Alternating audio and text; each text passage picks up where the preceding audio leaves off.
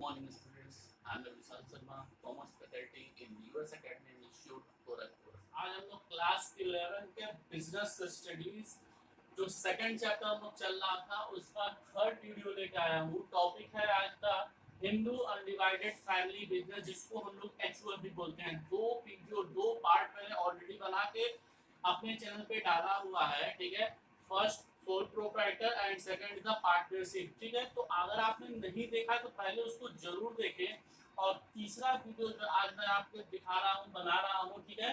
तो टॉपिक है Hindu undivided family business, जिसको हम लोग HUF भी बोलते हैं, ठीक है। स्टूडेंट्स, तो स्टार्ट करते हैं आज का वीडियो। क्या होता है हिंदू अनडिवाइडेड फैमिली बिजनेस, ठीक है students. A family business owned and carried by family member. तो यहाँ पे सबसे इम्पोर्टेंट चीज है कि ये जो बिजनेस चलता है ये केवल फैमिली मेंबर ही करते हैं। इसमें कोई भी पार्टनर, कोई भी फ्रेंड या कोई बिजनेसमैन इंक्लूड नहीं होता है। Only and only family member. Family member mother, father, brother etcetera, ठीक है स्टूडेंट्स।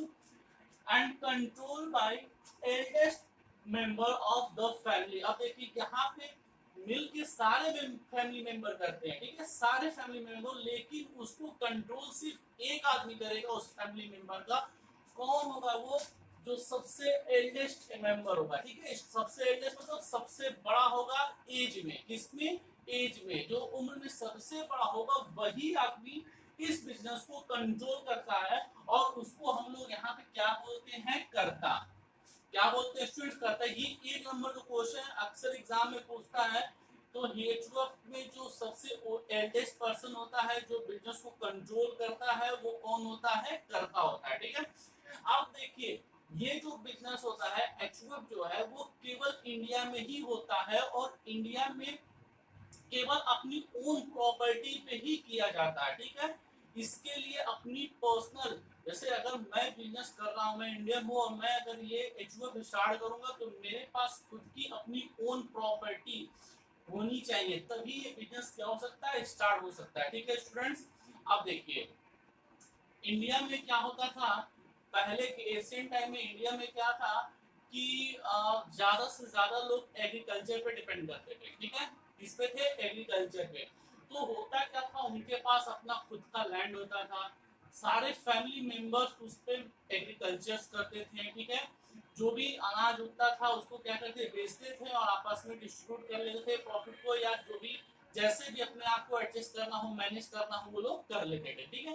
तो वो क्या होता गया, एक पीढ़ी से पीढ़ी, ठीक है, एक पीढ़ी से दूसरी पीढ़ी में वो एसेट्स जो लैंड थे वो ट्रांसफर होते गए।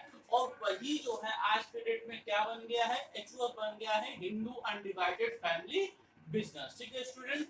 चलिए अब जरा देखते हैं इसमें क्या है। Form in India only. तो ये केवल इंडिया में। अब जैसे सोल प्रोप्राइटर और पार्टनरशिप हम लोगों ने पढ़ चुका है। तो सोल प्रोप्राइटर और पार्टनरशिप जो है वो अदर, ठीक है, अदर कंट्रीज में भी हो सकते हैं, लेकिन जो HUF है वो केवल इंडिया में ही होता है, केवल इंडिया के लिए ही है वो, ठीक है स्टूडेंट। चलिए next, control by Hindu law. तो कैसे चलाते हैं? तो इसको हिंदू लॉ से चलाते हैं। जैसे हमने पार्टनरशिप पढ़ा था, पार्टनरशिप में एक्ट 1932 के अकॉर्डिंग उसको ऑपरेट करते हैं। लेकिन जो ये जो चलता है HUF जो चलता है वो किसके अकॉर्डिंग चलता है? तो हिंदू लॉ के अकॉर्डिंग चलता है।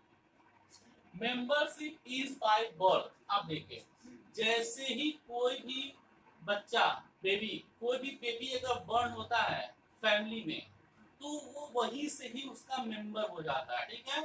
फ्रॉम बर्थ, पैदा होते ही वो उस फैमिली को, उस बिजनेस का क्या हो जाता है? मेंबर हो जाता है, ठीक है। तो यहाँ पे जो मेंबरशिप मिलती है वो बर्थ से ही मिल जाती है।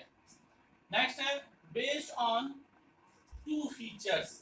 तो यहाँ पे जो है टू फीचर्स होते हैं इसमें। इसमें HUF में कौन कौन से फीचर होते हैं? फर्स्ट है को प्राइमेसी एंड कॉमन प्रॉपर्टी, ठीक है स्टूडेंट्स। देखिए को प्राइमेसी क्या होता है कि यहाँ पे सारे मेंबर आपस में मिलजुल के काम करते हैं, ठीक है, सब काम करते हैं यहाँ पे, चाहे बड़ा हो चाहे छोटा हो चाहे बच्चा हो, ये सारे लोग आपस में इस बिजनेस को मिल के करते हैं। और दूसरी सबसे इंपॉर्टेंट चीज में क्या होनी चाहिए?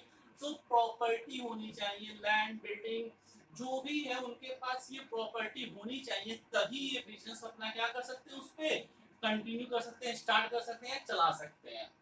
चलिए अब हम लोग पढ़ेंगे इसके फीचर्स, मेरिट्स एंड लिमिटेशंस। तो फीचर से ही सारी चीजें निकल के आ जाएंगी। आई होप कि आप लोगों को ये जो मैंने बताया एचयूएफ के बारे में वो काफी अच्छे से समझ में आ गया हो। ठीक है स्टूडेंट्स, तो स्टार्ट करते हैं फीचर्स। फॉर्मेशंस, फॉर्मेशन के लिए क्या होने चाहिए स्टूडेंट्स, यहाँ पे ठीक है एचयूएफ स्टार्ट करने के लिए कम से कम 2 मेंबर, ठीक है फैमिली के 2 मेंबर होने जरूरी है। ठीक है, और दूसरी चीज क्या होनी चाहिए, प्रॉपर्टी, इनकी खुद की प्रॉपर्टी होनी चाहिए। ये रेंट पे, किराए पे लेके कोई बिजनेस स्टार्ट करेंगे तो वो एचयूएफ में नहीं आता है। तो अगर इस बिजनेस को लोग स्टार्ट करते हैं, एचयूएफ स्टार्ट करते हैं, तो 2 चीजों का ध्यान देना है। पहला चीज 2 मेंबर्स, ठीक है, और दोनों फैमिली मेंबर्स होने चाहिए, कोई दोस्त, कोई रिलेटिव नहीं होना चाहिए, ओनली फैमिली मेंबर्स, और अपनी खुद की प्रॉपर्टी होनी चाहिए, और कोई भी लॉ नहीं होता है, और कोई भी इसमें नए रूल्स रेगुलेशंस नहीं है, ये इजीली क्या कर सकते हैं, स्टार्ट कर सकते हैं बिजनेस को। लायबिलिटी, अगर हम लायबिलिटी की बात करते हैं तो देखिए लायबिलिटी में इसमें जो कर्ता होता है, ठीक है, कर्ता की जो लायबिलिटी होती है वो अनलिमिटेड होती है। कर्ता की लायबिलिटी क्या होती है, अनलिमिटेड। और अदर मेंबर होंगे, अदर जितने भी मेंबर हो, ठीक है, अदर जितने भी मेंबर होते हैं उनकी जो लायबिलिटी होती है वो क्या होती है स्टूडेंट्स, लिमिटेड होती है। उनकी लायबिलिटी क्या होती है, लिमिटेड होती है। ठीक है, तो सारे काम के लिए इस एचयूएफ में जो भी एचयूएफ बिजनेस में जो भी होता है उसके लिए रिस्पॉन्सिबल कौन होता है, सिर्फ और सिर्फ कर्ता होता है, क्योंकि कर्ता ही यहाँ पे क्या होता है, डिसीजन मेकर होता है, वही ओनर होता है, सब कुछ वही डिसीजन लेता है, वही सोचता है। ठीक है स्टूडेंट्स, चलिए कंट्रोल, कंट्रोल कौन करता है, कर्ता ही करेगा। ठीक है, सारे लोगों से डिस्कशन करेगा, सारे मेंबर से वो डिस्कस करेगा, फैमिली मेंबर से बैठ के बातें करेगा, लेकिन जो डिसीजन लेना है, फाइनल डिसीजन, वो कौन लेता है, कर्ता लेता है। ठीक है, कंटिन्यूटी की अगर बात करते हैं तो हम लोगों ने जब पढ़ा था सोल प्रोप्राइटर्स और पार्टनरशिप, दोनों में क्या होता है, अगर मेंबर चेंज हो जाते हैं या वो डेट कर जाते हैं तो वहीं से वो बिजनेस क्या हो जाता है, बंद हो जाता है। लेकिन एचयूएफ एक ऐसा बिजनेस है कि जब कर्ता, जो एल्डेस्ट पर्सन होता है वो कौन होता है, कर्ता, जब कर्ता की डेथ हो जाती है उसके बाद भी ये बिजनेस क्या होता है, कंटिन्यू हो जाता है। अब आप पूछेंगे सर कैसे, तो सपोज करिए, मान लीजिए, ठीक है, मान लिया मैंने कि 2 पार्टनर हैं, यहाँ पे 2 मेंबर है, फैमिली मेंबर ए और बी, 2 भाई हैं, दोनों भाई मिलके क्या किए, एचयूएफ स्टार्ट कर दिए। 2 भाई हैं, सगे भाई हैं, दोनों ने मिलके एचयूएफ स्टार्ट कर दिया। ए की एज थी 85, बी की एज है 82। ठीक है स्टूडेंट्स, दोनों भाई हैं और दोनों लोगों ने क्या किया, बिजनेस स्टार्ट कर दिया। कौन सा बिजनेस किया, एचयूएफ किया। ए की एज है 85, बी की है कितना, 82। तो इसमें अगर हम आपसे पूछेंगे कि कर्ता कौन है, तो आप सिंपल सी तुरंत बता देंगे कि कर्ता सर ए है, क्योंकि ए क्या है, एल्डेस्ट पर्सन है। लेकिन सपोज करिए कि ए की डेथ हो जाती है, ठीक है, ए की क्या हो जाती है, डेथ हो जाती है, तो यहाँ पे जैसे ही ए की डेथ होगी अपने आप ऑटोमेटिक जो बी है, ठीक है, जो बी है वो कर्ता बन जाएंगे, क्योंकि आफ्टर डेथ ए, ठीक है, eldest person in the family member is B. Clear है, ए के डेथ करने के बाद जो फैमिली मेंबर है वो कौन हो जाएंगे, बी हो जाएंगे।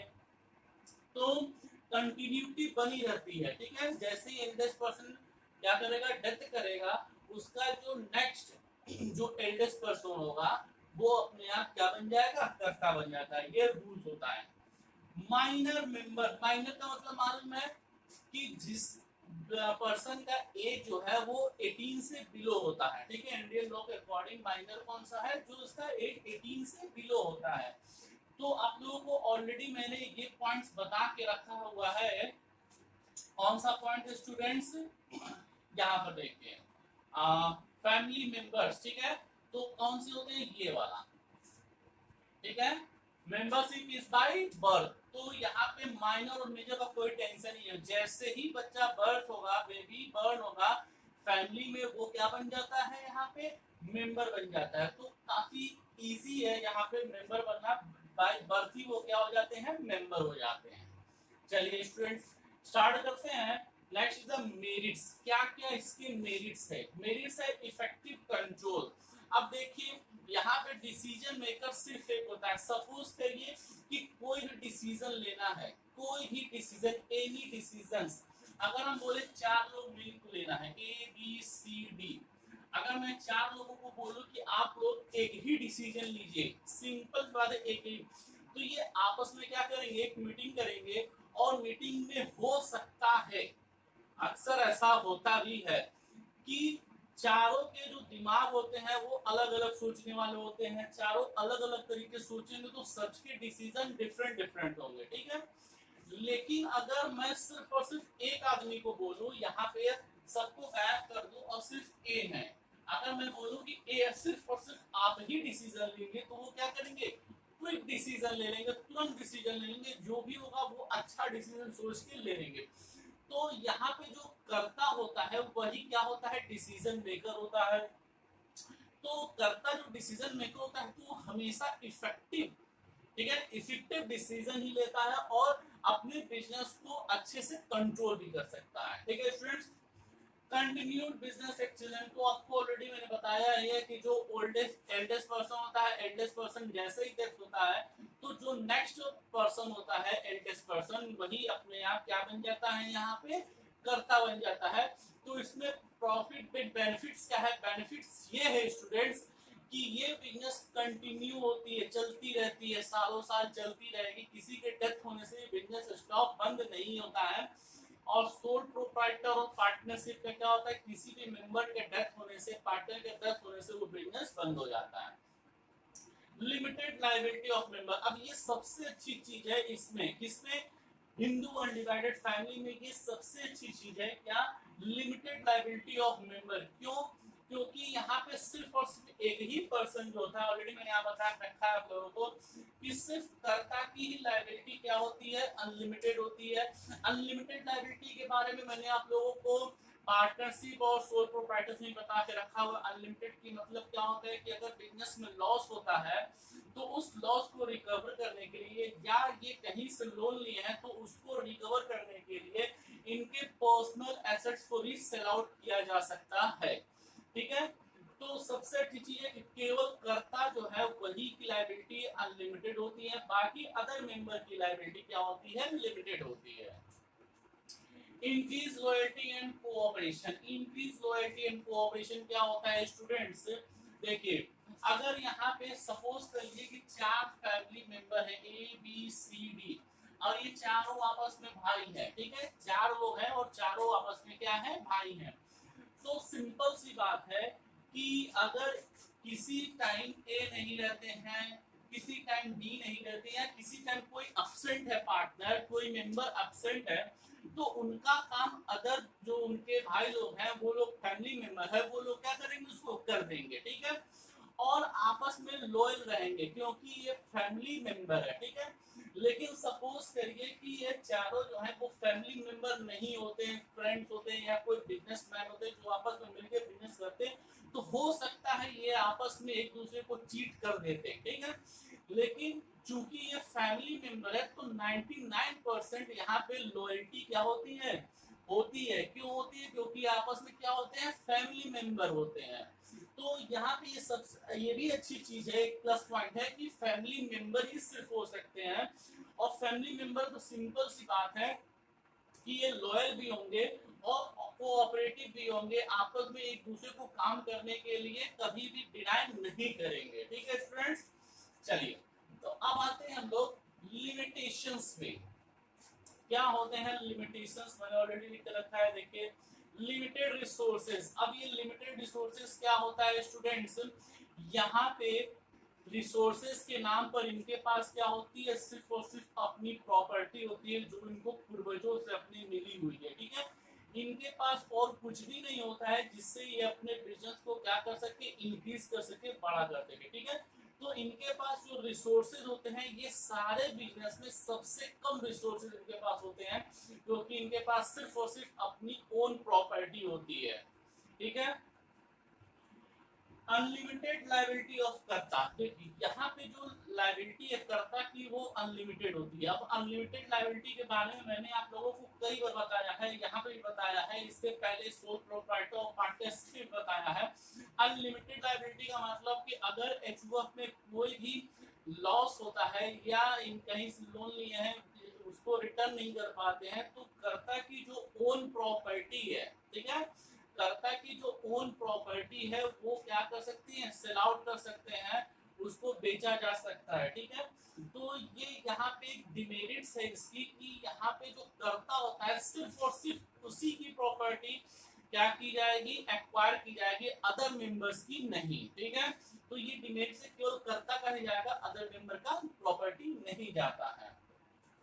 डोमिनेशंस ऑफ कर्ता, अब देखिए डोमिनेशंस ऑफ कर्ता क्या होता है स्टूडेंट्स। जो कर्ता होता है सिर्फ और सिर्फ एक ही आदमी होता है, वही डिसीजन मेकर होता है, लेकिन अगर कर्ता सिर्फ डिसीजन लेगा तो अदर मेंबर हो सकता है उसके डिसीजन के साथ क्या ना हो, एग्री ना हो। सपोज करिए कि यहाँ पे ए बी सी डी चार लोग हैं और ए जो है ये कर्ता है, ठीक है। ए कौन है, कर्ता है, चार भाई है, चार में सबसे बड़ा ए है और ए ही करता है, ठीक है। तो ए जब भी कोई भी डिसीजन लेगा, ए जब भी कोई भी डिसीजन लेगा तो हो सकता है कि इस डिसीजन से बी सी डी जो है वो एग्री ना हो या कोई एक मेंबर एग्री ना हो। तो जब कोई भी मेंबर एग्री नहीं होता है, ठीक है, तो इनसे होता क्या है, आपसी जो विवाद होते हैं, जो झगड़े होते हैं वो होने स्टार्ट हो जाते हैं, ठीक है। अब जब आपसी विवाद होंगे, झगड़े होंगे, तो उसका इफेक्ट किस पे होगा स्टूडेंट, तो सर बिजनेस पे होगा। किस पे होगा, direct Hindu undivided family business पे आएगा उसका इफेक्ट, और हो सकता है ये लोग अलग भी हो जाए तो बिजनेस वहीं पे टूट जाएगा, बंद हो सकता है। तो यहाँ पे डोमिनेशन ऑफ कर्ता में सबसे इंपॉर्टेंट चीज होती है कि जो कर्ता डिसीजन लेता है वो सबको एग्री करके ही लेना पड़ता है। लिमिटेड मैनेजर स्किल, अब मैंने ऑलरेडी स्टूडेंट्स आप लोगों को बता रखा हुआ है लिमिटेड मैनेजर स्किल क्या होता है। सोल प्रोप्राइटर ने बताया था कि सोल प्रोप्राइटर में क्या होता है, अकेला आदमी होता है तो उसकी सोचने की जो क्षमता होती है, उसके काम करने की क्षमता जो होती है वो सिर्फ और सिर्फ एक ही सेक्टर में होती है, सारे सेक्टर में नहीं हो सकती है। जैसे मैंने आप बताया था कि मैं कॉमर्स का स्टूडेंट हूँ, तो मेरी जो स्किल है वो कॉमर्स के साइड ही है। अब मुझे साइंस और मैथ और इन सब की कोई भी नॉलेज नहीं है, क्यों, क्योंकि मैं कॉमर्स का स्टूडेंट है, मैं कॉमर्स पढ़ाता हूँ, ठीक है। तो इसी तरह से लिमिटेड मैनेजर स्किल जो करता होते हैं वो अकेला आदमी होता है और उसकी स्किल भी क्या होती है स्टूडेंट्स, लिमिटेड होती है। सर क्यों लिमिटेड होती है, क्योंकि वो अकेला आदमी होता है, उसकी भी सोचने की क्षमता, काम करने की क्षमता, ये क्या होती है, सिर्फ और सिर्फ एक ही सेक्टर में हो सकती है। तो स्टूडेंट्स ये होता है हमारा लिमिटेड मैनेजरियल स्किल। तो मैंने आप लोगों को क्या बता दिया आज, हिंदू अनडिवाइडेड फैमिली क्या होता है, उसको ईश्वर भी बोलते हैं, इसके लिए कोई लॉ नहीं बना हुआ है, डेफिनेशंस बता दिए, इसके कुछ पॉइंट्स बता दिए हैं, ठीक है, फीचर्स बता दिए, मेरिट्स बता दिए, लिमिटेशन बता दिए, आपको करना क्या है, इसको फटाफट नोट करना है और आपको इसको रिवाइज करना है। रिवाइज कहाँ से करना है, तो सर एनसीईआरटी से करिए, बेस्ट बुक है, एनसीईआरटी से ही आप लोग रिवाइज करें। हाँ स्टूडेंट्स, एक और सिस्टम है, इसमें जो है सिस्टम, इस सिस्टम से बिजनेस किया जाता है। तो इसके सिस्टम जो होते हैं वो दो सिस्टम्स होते हैं, एक दया भागा और एक होता है मणिकर्णिका स्किल्स, ठीक है। मैं दया भागा सिस्टम और मणिकर्णिका सिस्टम्स, तो ये जो सिस्टम्स है ना स्टूडेंट्स, इसको एनसीईआरटी की जो लेटेस्ट बुक है उससे क्या किया गया है, हटा दिया गया है, ठीक है। तो इसलिए मैंने उसके बारे में डिटेल नहीं बताया, बस इतना आपको बता देता हूँ कि दो सिस्टम होते हैं, एक दया भागा और एक मणिकर्णिका सिस्टम होते हैं जिससे इस बिजनेस को किया जाता है, ठीक है स्टूडेंट। तो आज के लिए बस इतना ही करते हैं। नेक्स्ट वीडियो में फिर से मिलते हैं जल्दी, तब तक के लिए थैंक यू, बाय बाय।